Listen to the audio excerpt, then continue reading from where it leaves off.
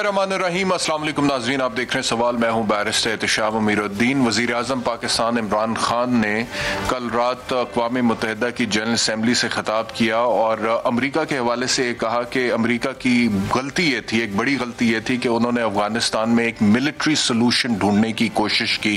क्या कहा वज़ीर आज़म साहब ने, सुनी।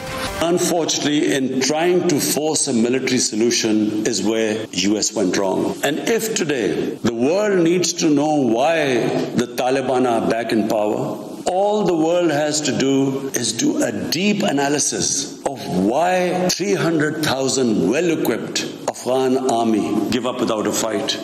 The moment a deep analysis of this is done, the world would know why the Taliban are back in power and it's not because of Pakistan.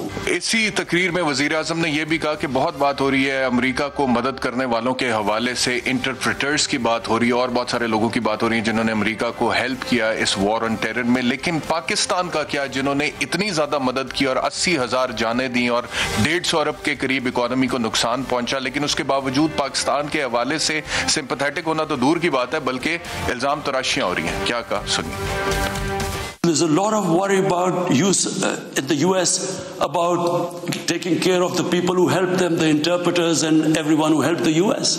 What about us?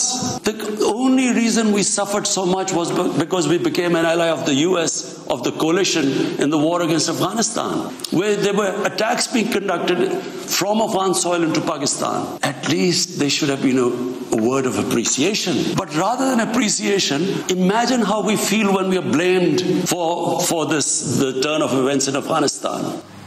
तो अफगान तनाज़े के साथ साथ वज़ीर आज़म पाकिस्तान इमरान खान ने बाकी जिन इशूज़ पर बात की है इस तकरीर में, वो माहौलियाती तब्दीली के हवाले से थी, गरीब मुल्कों से लूटी गई दौलत के हवाले से थी और उसका अखराज जो अमीर मुल्कों में होता है उसके क्या असरात होता है, कोरोना वैक्सीनेशन की आलमी डिस्ट्रीब्यूशन में बराबरी के हवाले से थी, इस्लामोफोबिया के हवाले से, भारत में अक़लियतों के हकूक़ के हवाले से, मसला कश्मीर के हवाले से और यकीनन अफगान तनाज़े के हवाले से। इन तमाम इशूज़ पर भी बात करेंगे और साथ साथ नेशनल इशूज़ पर बात करेंगे। हमारे साथ हैं वफाकी वजीर दाखिला शेख रशीद साहब। शेख साहब बहुत शुक्रिया हमें ज्वाइन करने के लिए।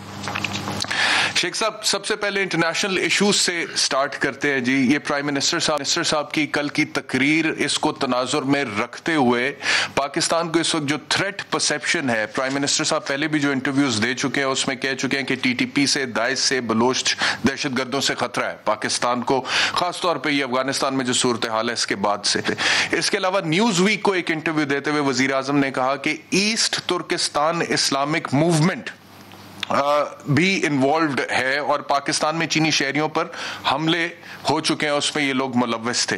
तो इन तंजीमों के हवाले से क्या लेटेस्ट अपडेट है as the federal interior minister? Sheikh साहब देखें, पहले तो मैं वजीर आज़म इमरान खान साहब की तारीख जो उन्होंने यूनाइटेड नेशन में तकरीर की है, एक जामिया, मुदल्लिल और इंडिया के दिल को हिला देने वाली है। इंडियन चैनल का रवैया बता रहा है कि इमरान खान की तकरीर उनको किस तरह लड़ी है और किस तरह इमरान खान ने कश्मीर से लेके और असम तक मुसलमानों पे होने वाले जुल्म सितम की बात की है और किस तरह इमरान खान ने उन लुटेरों, चोरों, डाकुओं जो यहाँ से मनी लॉन्ड्रिंग करते हैं और दूसरे मुल्कों के गरीबों का हक छीन कर दूसरे मुल्कों की इकॉनमी को मजबूत करते हैं, उनकी बात की है। और आज शाम को जब आपका इंटरव्यू तकरीबन उस वक्त मोदी भी खिताब करेंगे, सबसे बड़ी बात जो इमरान खान ने खुल कर कही है कि अफगानिस्तान को उसके मसाइल में तन्हा छोड़ना और इंसानी बहरान पैदा करना सारी दुनिया के लिए खतरा होगा। और जो 40 साल से अफगानिस्तान में इन्होंने ट्रिलियन डॉलर्स लगाए, हजारों जानें इनकी भी गई, उसका हल ये है कि एक बदले हुए अफगानिस्तान का साथ दिया जाए और उस बदले हुए अफगानिस्तान में ये सारा मुआहदा अमेरिकन ने खुद किया।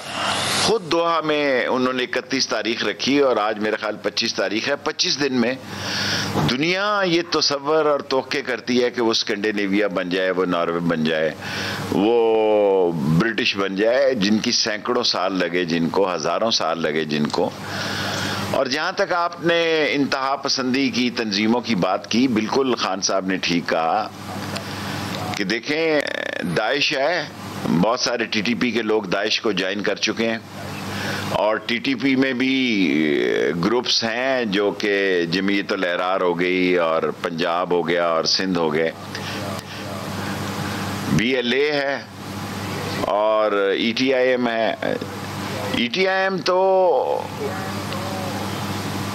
चीन के सबसे बड़े सूबे और सबसे बड़े इलाके में जो काम कर रही है, जिसे पाकिस्तान किसी सूरत में सपोर्ट नहीं कर सकता। चीन हमारा एक हमसाया मुल्क है और वो भी वाखान के रास्ते कुछ लोग वहाँ गए हुए हैं।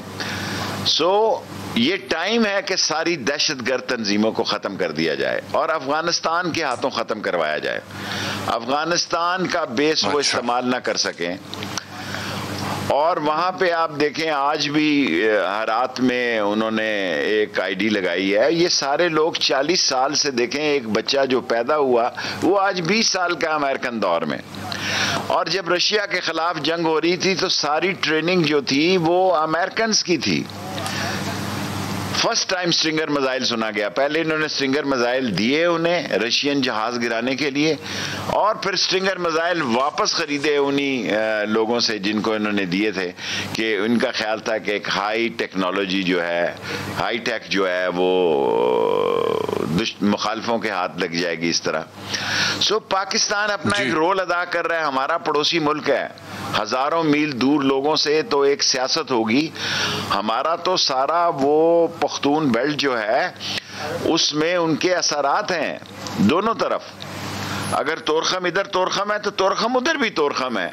एक बाउंड्री लाइन जो है, एक सरहद जो है, एक घर को हुसैन में तकसीम कर रही है, किसी को गलियों में तकसीम कर रही है। मैंने तो जाके वो मंजर सारा खुद देखा है, और हमने अभी फेंसिंग की है 2600 किलोमीटर की, और जो कि खटक रही है लोगों को कि अभी भी कोई चोर दरवाजे हैं, उनको भी बंद पाकिस्तान की अज़ीम फौज कर रही है। लेकिन जहाँ तक ये कहना कि हिंदुस्तान आज कोर्ट में यकीनन वो चीन का रास्ता रोकने के लिए जापान और ऑस्ट्रेलिया और इंडिया और अमेरिका इकट्ठे हो रहे हैं। चीन एक उभरती हुई ताकत है। 10-20 साल बाद वो दुनिया की इकॉनमी में नंबर 1 होगा। 20 साल बाद लगा ले जी। और जिस तरह वो आगे बढ़ रहा है, वो अमेरिकन जो हैं, जिस तरह ख़ास तौर पर बाइडेन हुकूमत जो कदम उठाने जा रही है, वो इस एक खित्ते में एक नई सर्द जंग की इब्तिदा होने जा रही है। एक ऐसी सर्द जंग जिसमें कि चीन का रास्ता रोकने की कोशिश की जा रही है और चीन को मसाइल से गुजरने की कोशिश की, CPEC का रास्ता रोकने की कोशिश की जा रही है। लेकिन ये सारे रास्तों में इन्हें नाकामी होगी और चीन आगे बढ़ेगा। आपने कहा शेख साहब कि चीन का रास्ता रोकने की कोशिश की जा रही है सुपर पावर बनने से, और इसमें कोई शक नहीं है कि मगरबी ब्लॉक जो है वो चीन को भारत को असले से लेस कर रहा है चीन के मुकाबले में। एक तो इसके क्या रिपरकशंस होंगे, आप क्या समझते हैं? दूसरा, आपने कहा कि ये वक्त है कि तमाम दहशतगर्द कलअदम तंजीमों को खत्म कर दिया जाए और अफगानिस्तान के हाथों करवाया जाए। तो ये किस तरह से पॉसिबल होगा? पाकिस्तान की जो स्ट्रेटजी इस हवाले से आप समझते हैं कि वो कामयाब होगी, गिवन द फैक्ट कि आप ये कह चुके हैं न्यूजीलैंड की टीम के हवाले से कि पाकिस्तान को कुर्बानी का बकरा बनाने की कोशिश की गई है और एक हाइब्रिड वॉर जो चल रही है पाकिस्तान के खिलाफ और ये तासुर देने की कोशिश की जा रही है हिंदुस्तान की तरफ से, जिसका मुकदमा भी FIA ने दर्ज किया है कि जी ये जो थ्रेट्स गए थे न्यूजीलैंड की टीम को।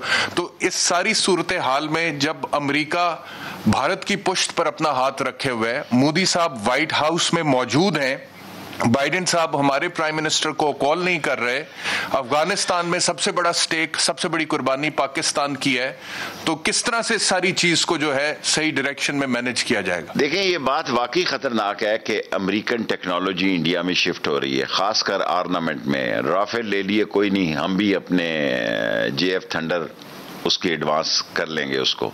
असल मसला ये है कि हिंदुस्तान जो पहले रूस के साथ लगा हुआ था और हमें कोई ऐसे खतरात नहीं थे कि रूस के इंडिया के साथ मिलने के, रूबल से सारा उनका लेन देन था। इस वक्त अमेरिका और हिंदुस्तान का यकजा होना पाकिस्तान के लिए सोचने का मकाम है और लम्हा फिक्रिया है, क्योंकि अमेरिका जो है वो इस खित्ते की अभी भी सुपर पावर है, इस दुनिया की सुपर पावर है। और ऐसी सुपर पावर एक ऐसे इंतहा पसंद और इस्लाम दुश्मन और इंसानियत दुश्मन मुल्क के साथ मिल जाती है और उसको सपोर्ट करती है, तो पाकिस्तान के लिए मसाइल हैं।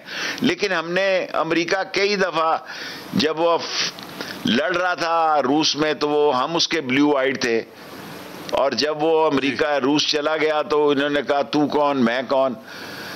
इंडिया भी कोशिश करके देख ले, पाबंदियां दुनिया में डिप्लोमेसी जो है अब मफाद का नाम है। आज के दौर में मफाद की डिप्लोमेसी है, जिसका जिसके साथ हो जाए। आज देखें फ्रांस अमेरिका को छोड़ गया, कभी मैंने नहीं सोचा था कि फ्रांस भी अमेरिका से अपने एम्बेसडर को बुला लेगा और यूके से अपने एम्बेसडर को बुला लेगा। इट्स इम्पॉर्टेंट कंट्री, और ऐसा फैसला जो है वो बड़ा ही अहम था। गो कि पाकिस्तान में दूसरे फैसलों को बड़ी अहमियत दे दी जाती है मीडिया में।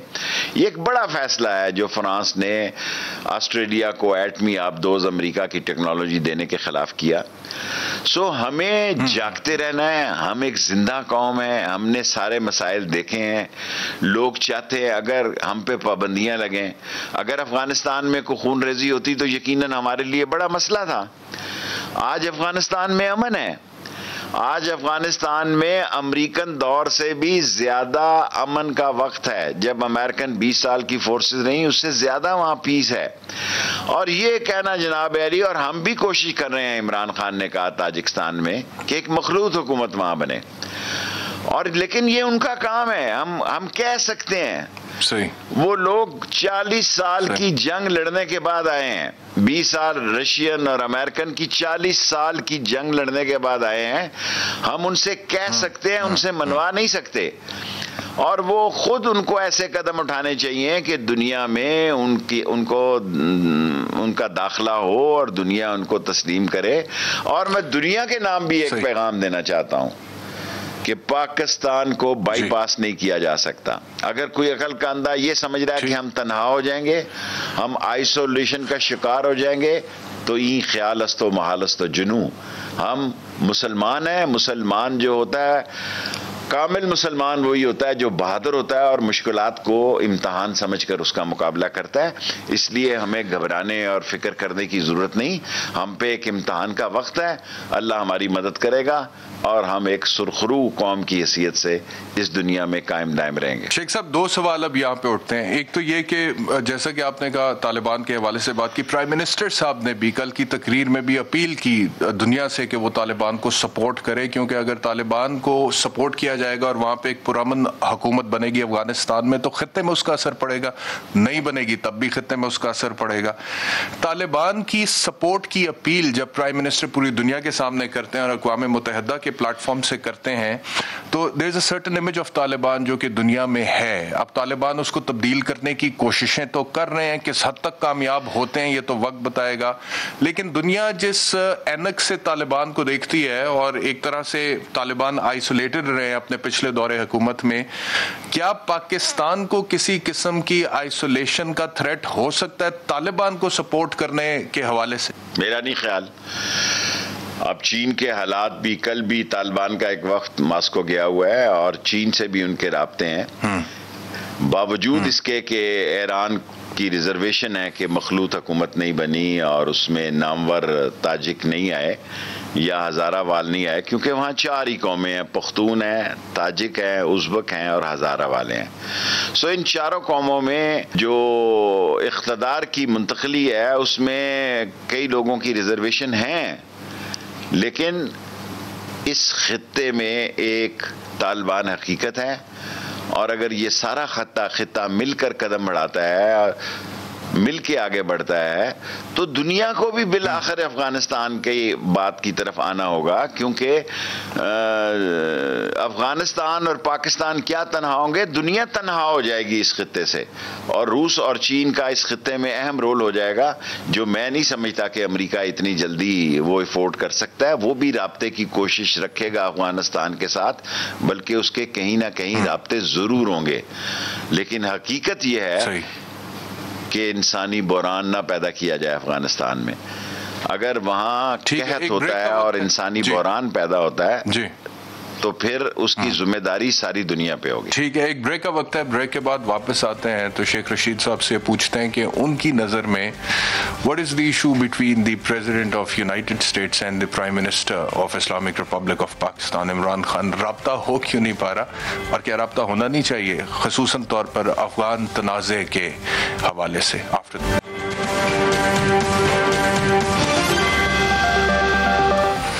वेलकम बैक टू सवाल। जिस तरह से शेख साहब थोड़ी देर पहले आपने कहा था कि इसमें कोई शक नहीं है कि अभी भी इस दुनिया की सुपर पावर अमेरिका ही है, तो जाहिर बात है अमेरिका के अगर मफादात हमारे मफादात से मुतसादिम है तो we are entitled to take our own line, और इमरान खान ने हिम्मत की और एब्सोल्युटली नॉट भी कहा। But at the same time ये इशू क्या है सदर बाइडन और प्राइम मिनिस्टर इमरान खान के दरमियान? अफगानिस्तान बहुत बड़ा एक मामला था, एलाइज भी रहे हैं वॉर ऑन टेरर में, एक दूसरे के साथ चलते भी रहे हैं, पाकिस्तान की सरजमीन भी इस्तेमाल होती रही ड्रोन हमलों के लिए, लेकिन उसके बावजूद अब जब इनखला का वक्त था तो क्यों बाइडन साहब ने राब्ता नहीं किया? क्या कोई पर्सनैलिटी क्लैश है? देखें, कोई पर्सनैलिटी क्लैश क्या होना, अब आगे से तल्लकात बेहतरी की तरफ है मेरे अंदाजे के मुताबिक। अगर कोई कॉल नहीं आई तो हमारे लोगों को ये नहीं कहना चाहिए था कॉल नहीं आई को, क़यामत नहीं आ गई जी कॉल नहीं आई तो। ये चिट्ठी सजनों के नाम नहीं है कि कॉल आई तो सारे मसले हल हो गए। मैंने अभी आपको कहा कि दुनिया में मुफाद की डिप्लोमेसी है, जिसका जिसके साथ इंटरेस्ट है वो पुरानी बातें भूल के फौरन मिल जाता है। जहाँ तक अमेरिकन का मसला है, अगर हमारे चीन से साल तल्लकात अच्छे हैं तो और अच्छे होने चाहिए, और अमेरिका के साथ भी बेहतर होने चाहिए, और मुझे यकीन है ये बेहतर हो जाएंगे। और हर दफ़ा जब एक नया सदर आता है उसकी थोड़ी सी सोच होती है, अल्टीमेटली जब उसका एक्सपीरियंस होता है, जब वो हालांकि वो पहले भी वो एक्सपीरियंस थे, लेकिन हम जिस खित्ते में वाक़ हैं हम ना चीन को छोड़ सकते हैं, ना अमेरिका के साथ हमारा कोई ऐसा तकरार हो सकता है। और मुझे यकीन है कि अमेरिका को पाकिस्तान की अहमियत का अंदाज़ा हो जाएगा, और बिल आखिर अमेरिका भी अफ़गानिस्तान की तरफ रुख करने की कोशिश करेगा, और कितनी संजीदगी से करता है और कितनी गहराई में करता है ये वक्त ही है, यही 4-6 महीने हैं, इसमें फैसला हो जाएगा। सो इन 6 महीनों में भी अमेरिका को फैसला करना होगा, वरना मुझे यकीन है कि चीन और रूस और ईरान और पाकिस्तान अफगानिस्तान के पीछे खड़े होंगे उनकी इंसानी बुरानी ज़िंदगी को ठीक करने के लिए। आपने कहा कि कॉल नहीं आई तो हमारे लोगों को नहीं कहना चाहिए था कि कॉल नहीं आई। मैं आपसे इत्तेफाक करता हूँ इस बात पे कि नहीं कहना चाहिए था, लेकिन आगे चलते हैं। आपने कहा कि मुफाद की डिप्लोमेसी है, चाइना के साथ हमारी पुरानी दोस्ती है, इसमें कोई शक नहीं है, लेकिन एक मुफाद भी जुड़ा हुआ है और सीपैक उस मुफाद के पीछे है। तो सीपैक के हवाले से जो सुस्त रवि है इस वक्त, उसकी क्या वजह है? और ML1 जो है उस हवाले से भी कोई ब्रेक थ्रू अभी आपने देखा, परसों भी एक मीटिंग हुई थी लेकिन हो नहीं सका, क्या वजूहत है? जबकि मुफाद बहुत इंपॉर्टेंट है, economic interest are very important. देखिए, आप कहाँ से शुरू हों, ऊपर से शुरू। देखें, अल्टीमेटली अब लड़ाई गहरे पानियों की होने जा रही है। ग्वादर के पास के पानी जो हैं वो अहम होने जा रहे हैं, और ग्वादर पोर्ट जो है वो अबाउट, मैं गलत कह रहा हूं तो फिर माफ कर दे कौम, क्योंकि लोग जब प्रोग्राम 400 MNT है, वहां 400 जहाज तक खड़े हो सकते हैं। चाबहार 1.5 MNT, वहां 1.5 जहाज खड़ा हो सकता है। और हिंदुस्तान ने पूरी कोशिश की कि चाबहार पे इन्वेस्टमेंट भी की। उसका ख्याल था कि ये अफगानिस्तान के रास्ते की बजाय, ये रास्ता जो है पाकिस्तान की बजाय ये रास्ता इख्तियार किया जाता। और चीन का वहां से देखें ना, उसके लिए बड़े मसाइल हैं। ताइवान उसके खिलाफ है, मलाइशिया, इंडोनेशिया के हालात, फिर आगे देखें, अब मैं किस किस का मुल्क का नाम लूं, सीधे इंडिया पे आ जाए, इंडिया। सो पाकिस्तान उसके लिए रोड से भी मुंसलिक है, पानियों से भी मुंसलिक है, और हमारी एक बहुत अच्छी अंडरस्टैंडिंग है, और हमारी दोस्ती हिमालय से बुलंद है, और हर सीज़न की दोस्ती है, और सी पैक को तेज करना चाहिए। एक्चुअली जो तो हो क्यों नहीं रहा तेज? प्राइसेस हुई स्पेशली पावर, तेजी में रुकावट बेहतर हो जाएगा मेरा ख्याल है। तो आपने जिक्र किया चीन कहीं नाराज तो नहीं है? आपने कुछ कहा था दासू हमले के बाद थोड़े बहुत वो खफा है, आपने कहा था यार। देखिए उनकी रिजर्वेशन है, तहफ़्फ़ुज़ात हैं, दासू हमले पे भी उनके तहफ़्फ़ुज़ात हैं, उनकी सिक्योरिटी के मामलात हैं, दुनिया में छुपे हुए दोस्ताने पहने हाथ हैं जो चाइना को टारगेट करना चाहते हैं ताकि उनके इंजीनियर्स और दूसरे लोग यहाँ से चले जाएं। और हमारा जो दो अहम पाकिस्तान के अहम तरीन मंसूबे में इमरान खान के जो समझता हूँ वो दाचू और बादशाह हैं। और थोड़ा सा हमारा पावर प्राइसेस के मसले शसले हैं वो भी हल होने जा रहे हैं, ठीक हो जाएगा। पाकिस्तान के लिए ये 4-6 महीने अफ़गानिस्तान में जो तब्दीली आई है उसके बाद ज़्यादा ज़िम्मेदारी की है, और हम सब का फ़र्ज़ है कि मोहतात गुफ्तगू करें, सोच समझ के करें, किसी का दिल ना दुखाएं, और दुनिया को इस बात का बावर कराने की कोशिश करें कि अफ़गानिस्तान की बेहतरी में सारी दुनिया की भलाई है, और सारी दुनिया में एक अमन और सुकून का पैगाम जाएगा। वरना सारी दुनिया जो है इंतशार और खलफशार का शिकार रहेगी, 40 साल से है, और सबसे ज़्यादा सज़ा पाकिस्तान को भुगतनी पड़ेगी। इसलिए हमारी कोशिश है कि अफ़गानिस्तान का अमन हमारा अमन है, और अफ़गानिस्तान का इस्तेहकाम हमारा इस्तेहकाम है। ये जो न्यूजीलैंड टीम के हवाले से मुकदमा दर्ज हुआ है FIA में, FIA तो डायरेक्टली आपके अंडर है शेख साहब, कोई पेशरफ्त उस हवाले से, कोई मजीद सबूत? देखिए मंडे को मैंने इनको बुलाया, मंडे को 11 बजे साइबर क्राइम्स और इन सब लोगों को, कि ये सारा प्लान तो पकड़ लिया गया है, सारा प्लान तो दुनिया की, इवन ब्रिटिश प्लेयर भी बोल पड़े हैं कि हमें भी नहीं पूछा गया, हमसे भी राय नहीं ली गई, हमें भी एतमाद में नहीं लिया गया। सो दुनिया में क्रिकेट डिप्लोमेसी भी बड़ी अहम होती जा रही है, और अगर हमारे यहाँ न्यूजीलैंड खेल लेती, लंदन, ऑस्ट्रेलिया और वेस्ट इंडीज़ खेल लेते तो एक बेहतरी का माहौल जाता। देखे ना, असल मसला क्या है? मसला ये है कि हम दुनिया की सबसे बड़ी इस्लामिक एटॉमिक फोर्स हैं, दुनिया की सबसे बड़ी फौज है, जिन्होंने दहशतगर्दी को नकेल डाली, जाने दे के हर रोज 1-2 लोग अपनी जामे शहादत नोश करते हैं। ये काम इराक में नहीं हो सका, ये लीबिया में नहीं हो सका, ये काम सीरिया में नहीं हो सका, और इर्द गिर्द के ममालिक में देखें कि वहां दहशतगर्दों ने आधे आधे इलाके कब्जे में ले लिए, और यहां दहशतगर्दों का मुकाबला पाकिस्तान की अजीम फौज ने अपनी छाती पे किया, अपने वसाइल से किया, अपने मामलात से किया, और अल्हम्दुलिल्लाह पाकिस्तान के सारे बॉर्डर, तोरखम भी खुला है, चमन भी खुला है, गो 10-11 बॉर्डर हैं लेकिन जिनसे तजारत हो रही है खुले हैं। और कल हमने टैक्स भी माफ़ कर दिया, क्योंकि वहाँ टैक्स की पेमेंट में उनके ट्रक रुके रहते हैं, अंगूर के, गरमा के और सेब के, और उससे वो ख़राब हो जाती हैं, उनको नुकसान होता है। इसलिए कल फैसला किया गया हाईएस्ट कमेटी में कि उन पे उनके से टैक्स ख़त्म कर दिया जाए, ताकि उनके ट्रक रुके ना और ट्रकों की जो है वो रवानगी तसलसल से बरकरार रहे। ठीक है शेख साहब, अब कुछ मुल्की सियासत पे आ जाते हैं। बैनुल-अक़वामी मामलात के हवाले से हमने काफ़ी बात की है। एक सवाल है जो आई एम श्योर बड़ी दफ़ा आपसे हुआ होगा, लेकिन मैं चाहता हूँ कि एक दफ़ा आप इसके ऊपर दोबारा अपना पॉइंट ऑफ व्यू ज़रूर दें। आने वाले दिनों में क्या मियाँ नवाज शरीफ का कोई फ्यूचर आप देख रहे हैं पाकिस्तान की पॉलिटिक्स में? नंबर 1। नंबर 2, मियाँ नवाज शरीफ का एस्टेब्लिशमेंट के साथ बुनियादी झगड़ा क्या है? क्या झगड़ा है मियाँ नवाज शरीफ?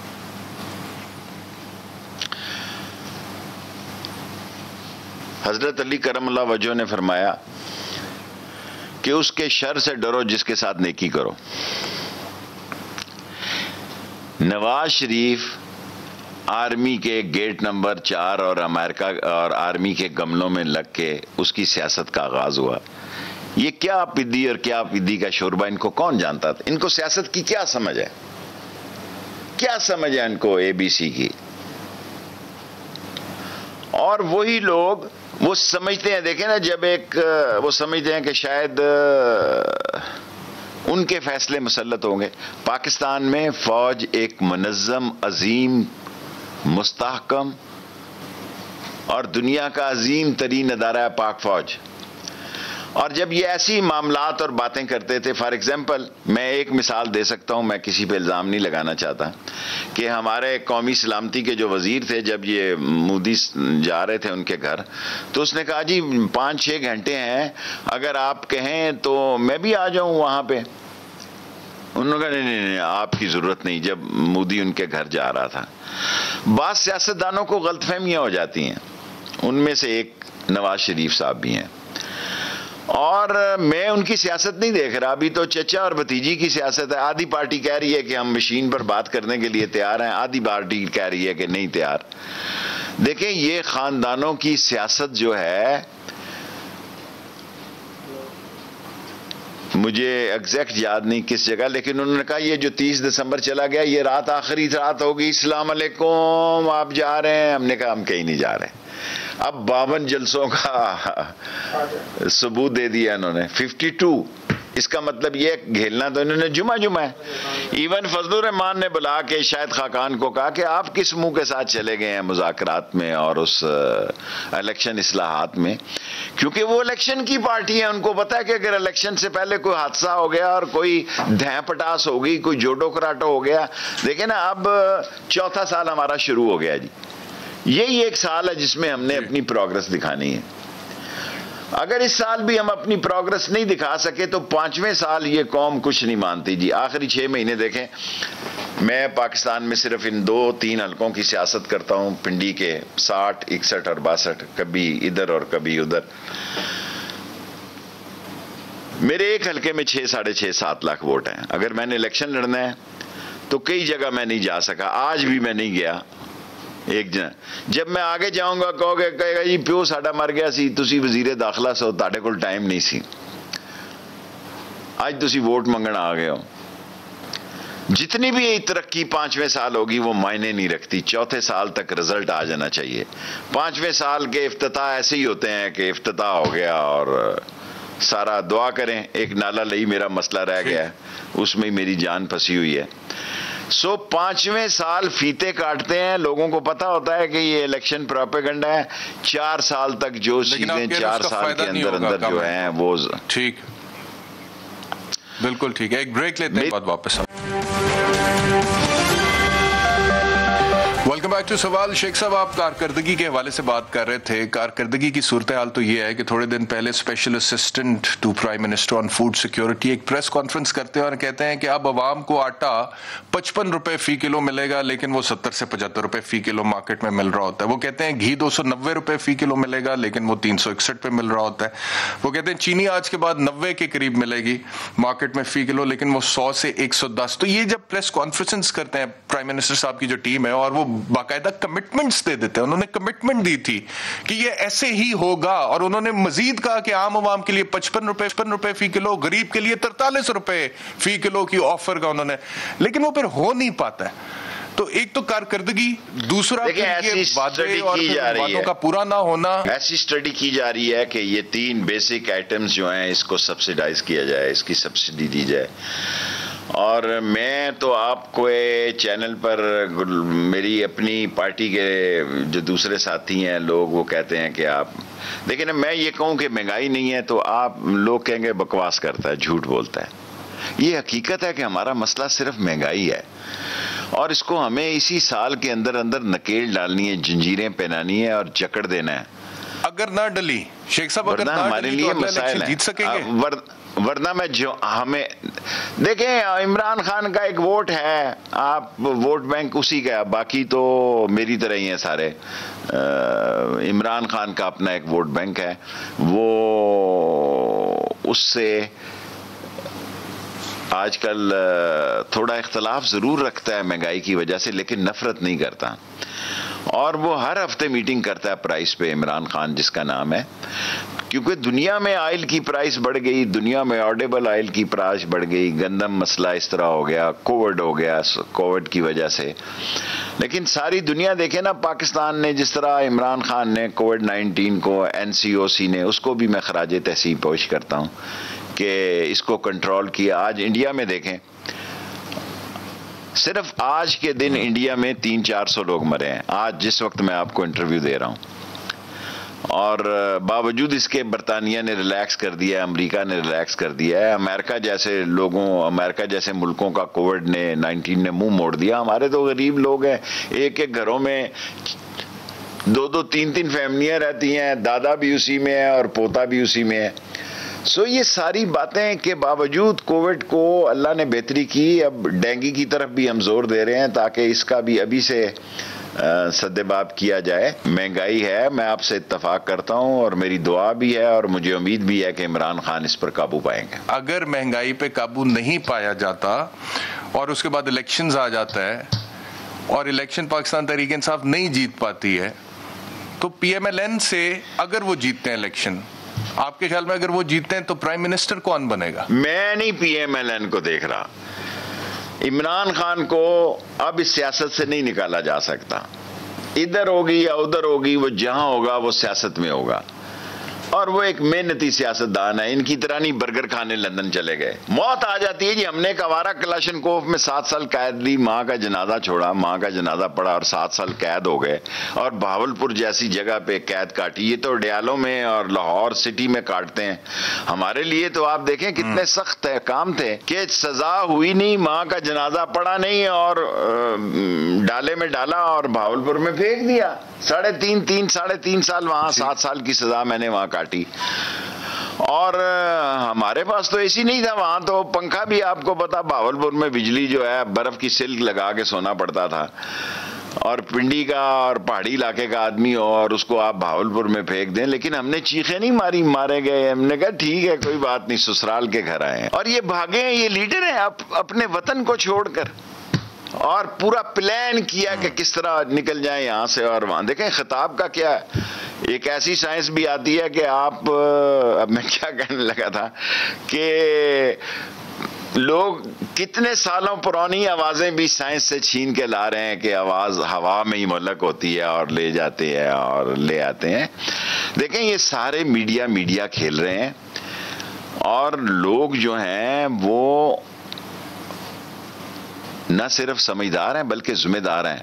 ये बेवकूफ हैं, इनको अंदाजा ही नहीं कि हमारे पड़ोस में क्या हो गया है और दुनिया किस तरह लर्जा बरंदाम है कि दुनिया की सबसे बड़ी ताकत को नहाते लोगों ने 20 साल की जंग के बाद भी शिकस्त दी। मैं वाना में गया, मैं बॉर्डर्स पे जाता हूँ, इन जो इलाके हैं, तो मैंने उस पे देखा तो उसमें लिखा था 68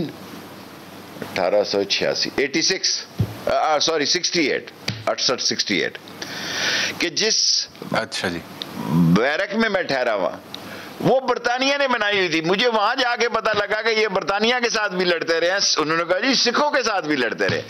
4 कौमों के साथ, रशियन के साथ, अमेरिकन के साथ, ब्रिटिश के साथ, सिखों के साथ लड़ने के बावजूद उन्होंने शिकस्त नहीं मानी। और जो इमरान खान का कौल है कि हारता वो है जो हार मानता है, आज दुनिया हार मान गई है, उन्होंने हार नहीं मानी।